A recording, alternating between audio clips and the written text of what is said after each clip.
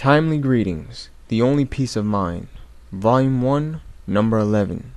Build the cities, comfort Zion, choose Jerusalem. Copyright 1953 reprint, all rights reserved, V.T. Houteff. Opening prayer thought. I shall read from the Mount of Blessing, page 161, beginning with the first paragraph. Mount of Blessings, page 161. The will of God is expressed in the precepts of His holy law, and the principles of this law are the principles of heaven. But in heaven, service is not rendered in the spirit of legality. When Satan rebelled against the law of Jehovah, the thought that there was a law came to the angels almost as an awakening to something unthought of. In their ministry, the angels are not as servants, but as sons. There is perfect unity between them and their Creator. Obedience is to them no drudgery. Love for God makes their service a joy. So in every soul wherein Christ, the hope of glory, dwells, His words are re-echoed. I delight to do thy will, O my God.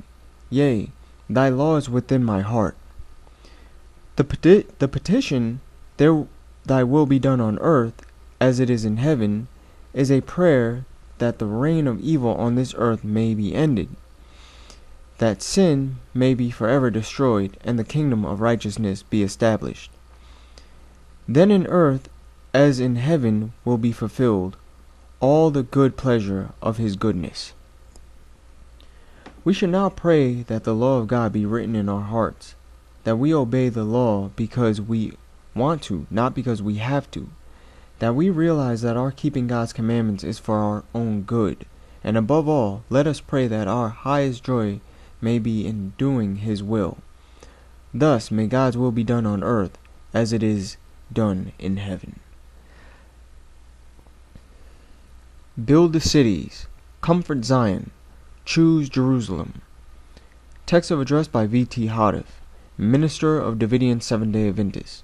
Sabbath, October 19th, 1946, Mount Carmel Chapel, Waco, Texas.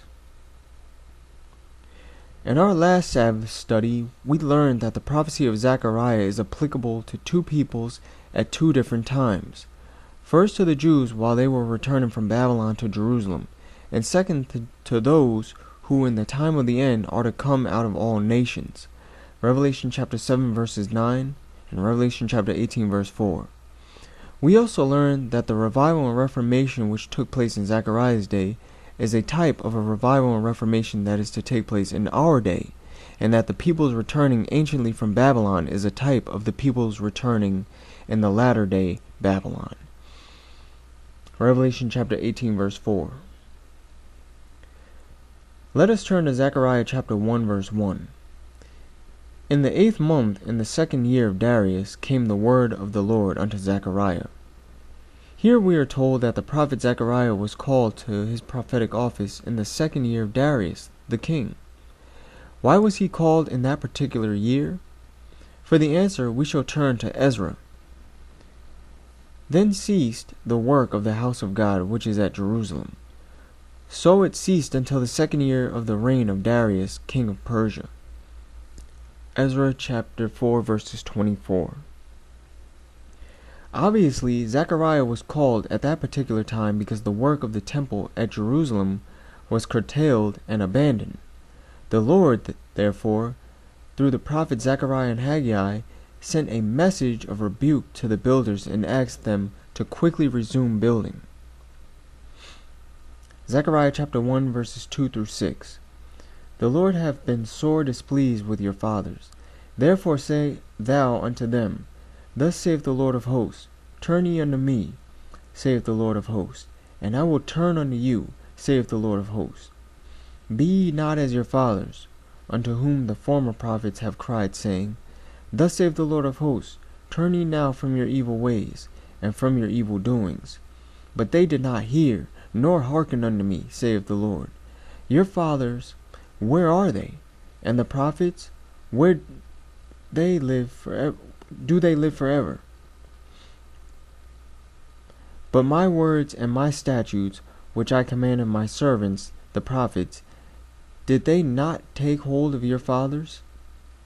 And they returned and said, Like as the Lord of hosts thought to do unto us, according to our ways, and according to our doings, so hath he dwelt with us. The builders were first reminded that they were in Babylon because their fathers had not obeyed the word of the Lord that came to them through his prophets, that for their sins the temple and their kingdom were destroyed. The builders were plainly told that if their project was ever to prosper, they would have to avoid the course pursued by their fathers and give special heed to the prophets Zechariah and Haggai. The builders promised that they would not walk in the ways of their fathers.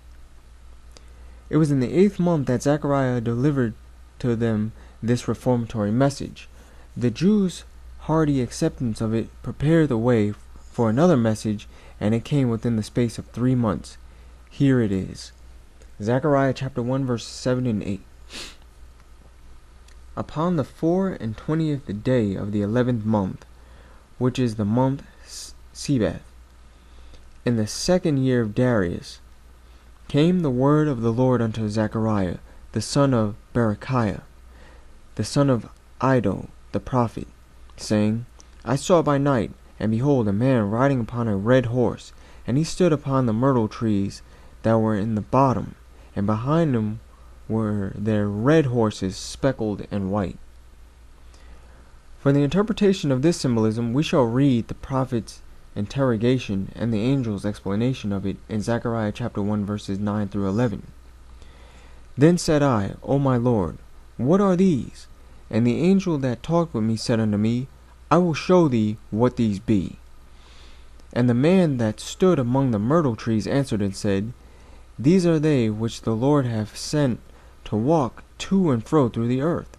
And they answered the angel of the Lord that stood among the myrtle trees, and said, We have walked to and fro through the earth, and behold, all the earth sitteth still, and is at rest. Since the horses are sent by the Lord to walk to and fro through the earth, and since they have the ability to speak, all this very obviously reveals that the horses are symbolical of the Lord's messengers, of those whom he sends to the nations. The red, speckled, and white, several species of horses, depict a group of servants of varied races and nationalities. The horses, therefore, cannot be taken to symbolize either the Hebrew servants of Zechariah's day or those of Christ's day, because the Lord's servants in those days were all of one race, Jews, not red, speckled, and white. Having fulfilled their mission, the horses reported that they have walked to and fro through the earth, and that in spite of it, the earth is sitting still and at rest, doing nothing about it. Since it is a known fact that in Zechariah's day the message bearers were all Jews, a people of one race and one nation, the symbolism is positively applicable to a day in which God appoints evangelists of various races and nationalities, whom he sent to and fro through the earth to all nations. All these positive identifications clearly point out that the horses represent the first-day Adventists who arose between the years 1833 and 1844, and who then fulfilled the symbolical prophecy by proclaiming the second advent of Christ to every Christian mission world over.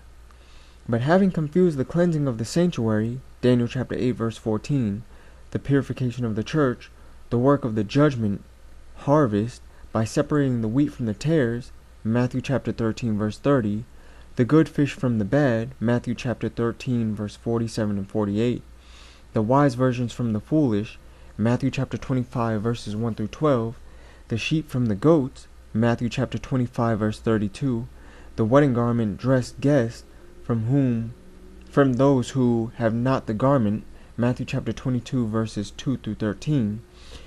This judicial work commences first among the dead, book work only of course, Daniel chapter 7 verse 10, then among the living, actual bodily separation, cleansing, Ezekiel chapter 9.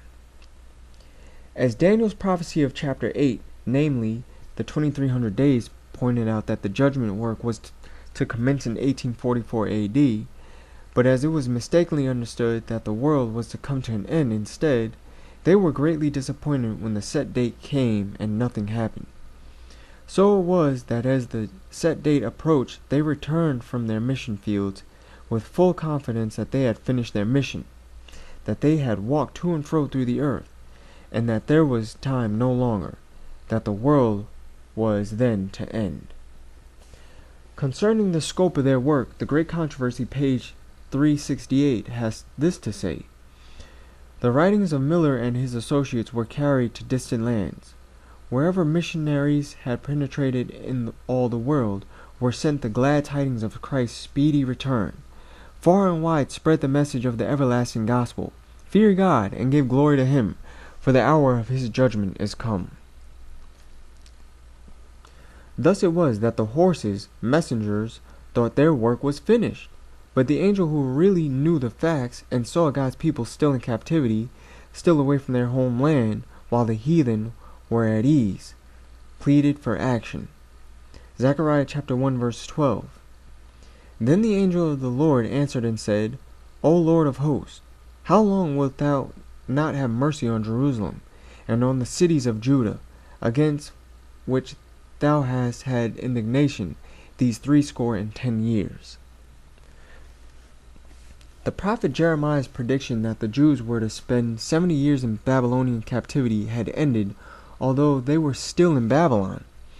But since this symbolical prophecy finds its fulfillment in our day instead of in Zechariah's day, the angel's plea for mercy on Jerusalem and on the city of Judah, therefore, finds its direct application in this day.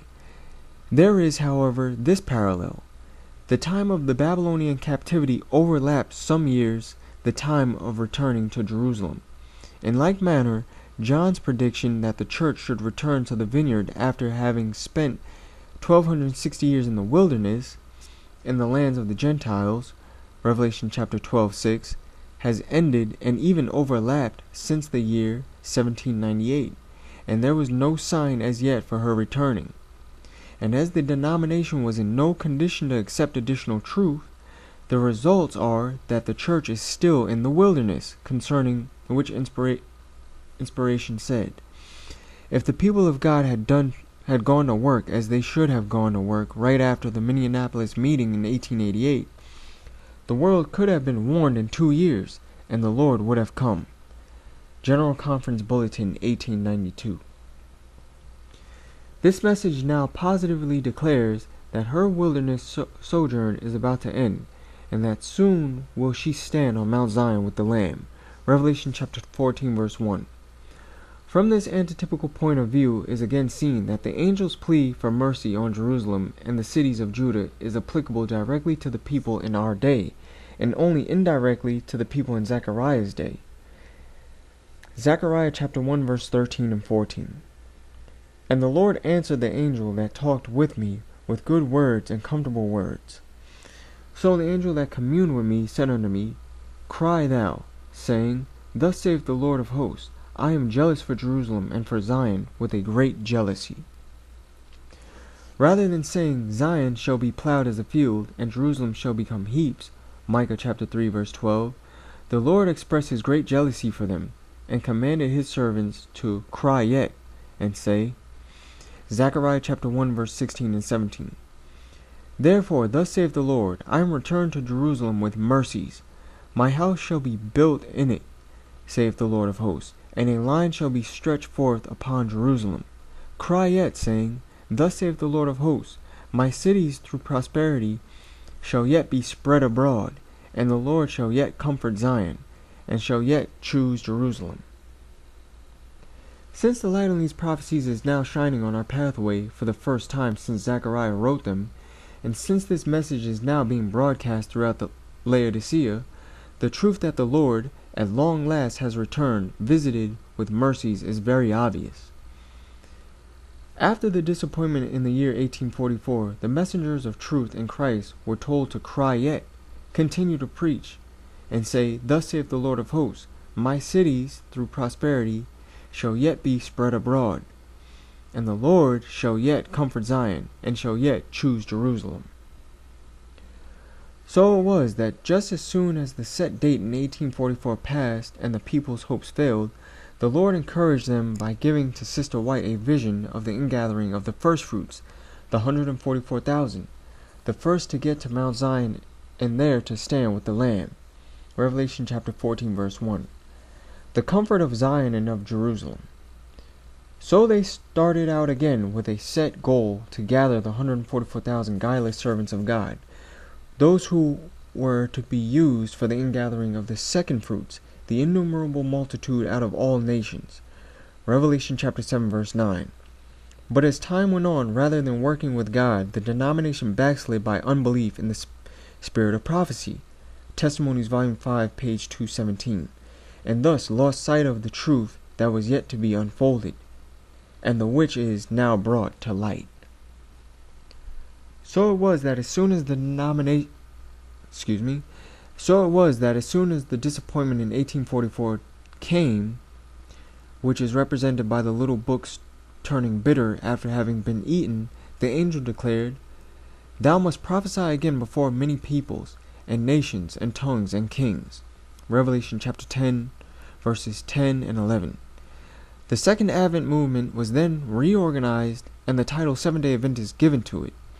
Thus the Lord charged his messengers to cry yet, to proclaim again, to continue preaching the additional light, the judgment for the dead, the cleansing of the sanctuary, Daniel chapter 8 verse 14, the purification of it by blotting out from the books, Daniel chapter 7 verse 10, the names of those who are found not eligible to come up to the first resurrection, the resurrection of the holy ones, Revelation chapter 20 verses 5 and 6.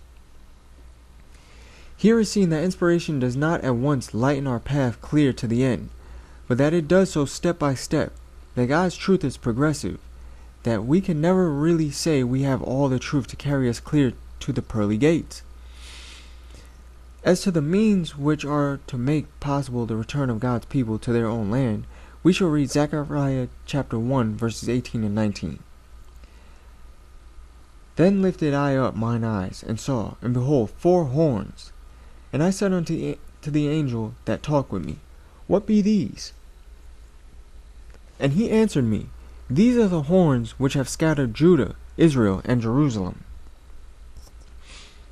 Anciently, the kingdom of Israel occupied the northern portion of the Promised Land, and the kingdom of Judah occupied the southern portion of it.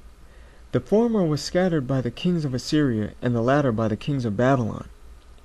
Those who returned to Jerusalem in the days of Zechariah were from the kingdoms of Judah, the Jews, but as the kingdom of Israel was assimilated by the nations, it consequently lost its racial and national identity.